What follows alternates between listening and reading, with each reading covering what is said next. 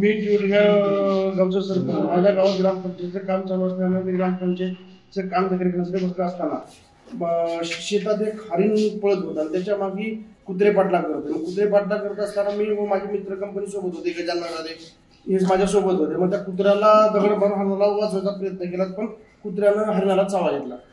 म्हणून त्याला हरणाला आज घेऊन उदगीर दवाखान्यात